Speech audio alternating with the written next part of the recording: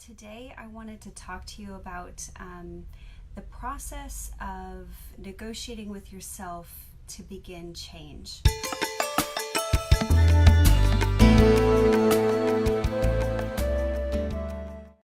There's several layers to the reasons why you haven't accomplished the goal, the good idea, like spending more time with your family, or quitting smoking, or drinking less, or complaining less about your spouse or your children, or being bold and speaking up more at work, or being more diligent and on time and prioritizing your time. Those are really big, important goals for us. And a lot of times, the reasons, the excuses why we don't accomplish them are layered under stress.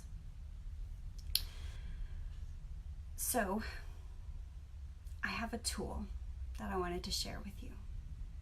It's a tool that I've been using in therapy, but it was presented in a great book slightly differently, and I wanted to share that with you because I think it's a great tool. So I've been reading this book called The 12 Rules for Life by Jordan Peterson. It's an antidote to chaos, and really like the book. It's very deep and intellectual, which I love. One of the rules, though, is about how we treat ourselves. And this concept we like to call in therapy self-care and self-schema and building self-efficacy and building self-esteem. But those are really big goals, like going from someone who has struggled with self-esteem or struggled with self-efficacy to someone who's fully confident. That's a big jump. So he's got a nice little tool in here for how to make that step gradually. And one of the concepts he talks about is using the least minimal force necessary. Okay, so minimal force necessary. And this is a really good way to look at ourselves. Sometimes we can't take these big jumps. We can't go from self-loathing and self-deprivation to emboldened, empowered self-confidence. That's a really big jump. So what Dr. Peterson has laid out is this little concept about talking to yourself like you would someone you care about. Actually having a conversation with yourself and saying, hey, self, I'm really trying today. It is important to me to really try to grow in this area of my life. And I could really use your help. You know that thing we do where we just talk negatively about ourselves all day long? Can we try to do that a little less? Like, come on, it's not helping. Maybe if we tried today, me and you, and tried to talk less negatively, or maybe worked as a team here, and when we found ourselves talking negatively, decided to kind of come up with a mantra or a redirection for that. Could you do that for me? Are you willing? Are you willing to put aside that bad habit? Because it's just a habit. And if you did this, if we did this together, if you and me sat down and we really tried together to just suffer a little less throughout our day, maybe we could go for coffee later. I'll treat you to coffee. Or maybe we'll sit down and watch that show you've been wanting to watch and haven't made time for. I mean, is there something that you want to do? Do you want to go get your nails done or pedicure or take that long bath that you keep denying yourself? I'll do that for you. If we can work together, you and me and you, me, myself, and I, work together to have a little less suffering today, and beat ourselves up a little less, stop being such a jerk in our own heads, then maybe we could sit down and have a nice warm bath and read a good book and have that little cup of hot tea, just me and you, and I'll make sure we get that done, okay? If you can help me out. Now that's similar to an example that he lines out in his book, just talking to yourself like you would a friend. But the other part of that is true. You know, we deny ourselves a lot of self-care. We deny ourselves a lot of personal care. We push and bully ourselves through our daily life, men and women included. You know, it's hard as a mom to keep up with everything that we have on our plates, but also for men, like a work life, if you're a working man, or, you know, balancing work-family stress. You know, if you're a stay-at-home dad, then you really understand how a lot of stay-at-home moms feel. And then you have working moms. There's all these complex facets. And then you have people who might not have families, but they're in very deep, complex relationships. You have people who've been, experienced a lot of trauma in their life. You have people who are going through, identity changes and just deep oppression and hurt and suffering. And that is no small thing.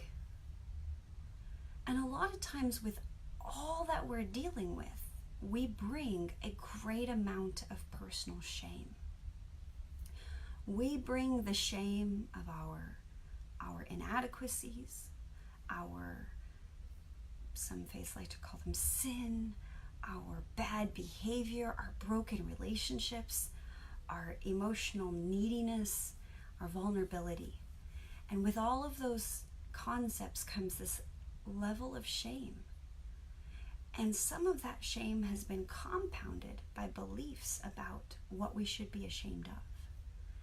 So when you have all this shame and you add on top of it all this stress, in REBT we like to call that activating event plus negative belief about the event or self equals a reaction or an outcome, A plus B equals C. Stress, work, life is hard. Personal problems, issues, plus negative compounded shame, guilt, and negative beliefs about ourselves and others and the world and our world concept leads to a very defeating, suffering, compound trauma, compound issue, compound suffering. That's really hard to go from compound issue and suffering to self-confidence and bolstered sense of self and goal accomplishing, just do it, pull yourself up by the bootstraps and pay your bills and be a proactive person in society anyway. That's really hard. So any day that you dare to attempt going through this process, you're being so brave. Perhaps you should start treating yourself like someone who's really making good effort. Perhaps you should try talking to yourself, setting aside a little bit of that shame. It doesn't serve you. It doesn't help. You're actually just being a bully to yourself and a jerk, and we all know how we feel about bullies. No one likes a bully. So moving from this place of abject self-loathing to a place of self-confidence and empowerment starts with small, meaningful steps, a give and take with yourself, daring to change one small thing, but talking to yourself in that process. And if you mess up that day, let's say you set out to be really positive and work through some of your issues and you just can't do it, it's okay. Tell yourself, hey, we didn't really hit our goal today, but that's okay. We'll try again tomorrow. I'm still gonna let you sit in that bath, and you're tired. You've had a tough one. We all have tough days. We all have tough weeks. Sometimes some of us have tough years. Gosh, I've had a few of those. Like season after season, month after month, day after day. It's just like, oh my gosh, could you just lay off a minute? So moving through that and still living and still breathing and still taking a moment to be kind to someone else, you're doing a great job, okay? So tell yourself that. One of the ways I like best to self-care, remind myself of my intentions, remind myself of the good that I am daring to believe I could possibly do or achieve or work towards. Maybe I don't do and achieve, but I work towards it. I move myself, I position myself into a place for opportunity to perhaps be good at some point. One of the ways I do that is using essential oils. I know you've heard me talk on essential oils, and I love them. I love them for their grounding and calming effect. I love them for the way they're accessing our memories and our brains in such unique, powerful ways. The oil for today is Magnify Your Purpose. It's a wonderful oil. I absolutely, it's one of my favorites. And we're going to do the cupping. So you place one drop in the palm of your hand and rotate the oil. And you're going to cup it together, and you're going to breathe in. We breathe in through our nose, out through our mouth. And I talk to myself when I do this. Today, I breathe in courage. I breathe in power. I breathe in confidence. Because I will need that in order to even attempt my purpose in life. Even position myself to have purpose. To believe in myself that there is a purpose. There is a purpose for my suffering. And there is a purpose for my trauma. And there is a purpose for my reactions to this world. Breathe in. I recognize the power of myself, the power of you. The power to change is within me, and it begins with willingness. What am I willing to do today? What one small, minimal force necessary for positive change? Minimum.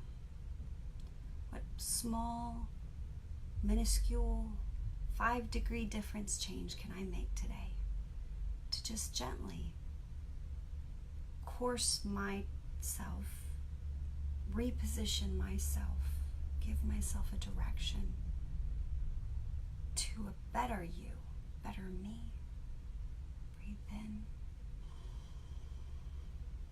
breathe out. I look inside myself for my purpose. I look inside myself for my faith. I look inside myself for my courage.